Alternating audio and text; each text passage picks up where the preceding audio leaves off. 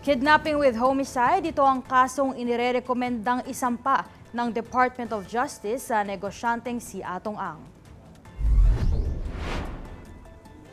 Ayon sa DOJ, may sapat na ebidensya para kasuhan si Ang at 21 iba pa, kabilang ang ilang pulis sa pagkawala ng higit kumulang 100 sabungero.